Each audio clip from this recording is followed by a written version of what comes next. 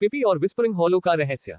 गिगल्सविल के सबसे होशियार पेंगुइन डिटेक्टिव पिपी जासूस एक शानदार सनी डे एंजॉय कर रहा था जब उसके पास एक अर्जेंट लेटर आया। लेटर लिखने वाला उसका कजन टक्स था, जो विस्परिंग हॉलो नाम के एक अजीब और शांत टाउन में रहता था।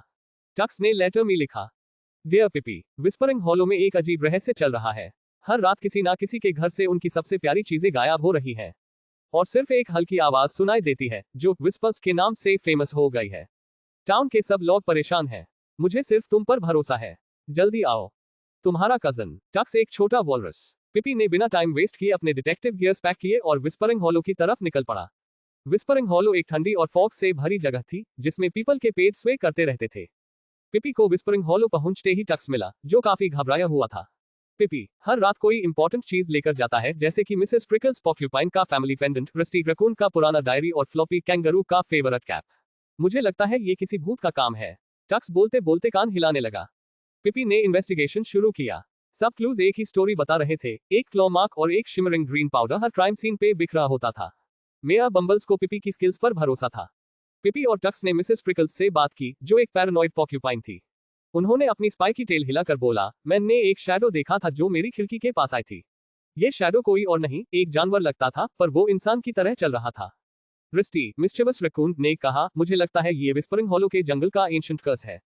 जंगल के अंदर जो भी जाता है वो विस्पर्स सुनकर वापस नहीं आता। पिपी ने रिस्टी की बात सुन के डिसाइड किया कि जंगल को एक्सप्लोर करना जरूरी है। पिपी और टक्स एक क्रीपी और फॉगी जंगल के अंदर गए। उन्होंने विस्पर्स जैसी आवाज सुनी, लगता था जैसे कोई उन्हें फॉलो कर रहा हो। ग्रीन पाउडर का एक ट्रेल दिखाई दिया जो उन्हें एक पुराने वुडन कैबिन के पास ले गया। कैबिन की खिड़की से उन्होंने देखा कि एक हुडेड फिगर ग्लोइंग गोले के ऊपर काम कर रहा था। टक्स ने एक्सीडेंटली एक सूखी लकड़ी पे स्टेप कर दिया, जिससे एक क्रैक की आवाज हुई। हुडेड फिगर ने तुरंत उनकी तरफ देखा और पिपी और टक्स ने कैबिन के अंदर जंप किया। हुडेड फिगर का मास्क गिर गया और ये कोई और नहीं, लाइब्रेरियन मिस स्क्रिबल, एक वाइज ओल्ड आउल थी। रहस्य का असली हाल। मिस स्क्रिबल ने कन्फेस किया, मैं विस्परिंग हॉलो के कर्स को तोड़ने की कोशिश कर रही थी। जंगल के अंदर एक एंशिएंट मैजिक है जो टाउन के लोगों के इमोशनल ऑब्जेक्ट्स को अब्सॉर्ब करता है। ये ऑब इन इमोशंस को वापस एम्पलीफाई करेगा।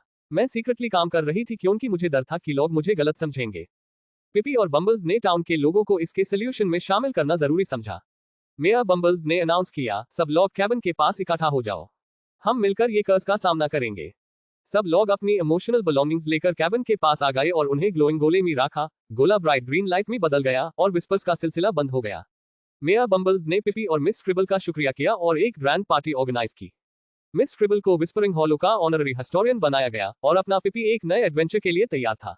Moral of the story, her mystery के पीछे एक मोटिव होता है और अगर टीम वर्क हो तो सब कुछ सॉल्व हो सकता है।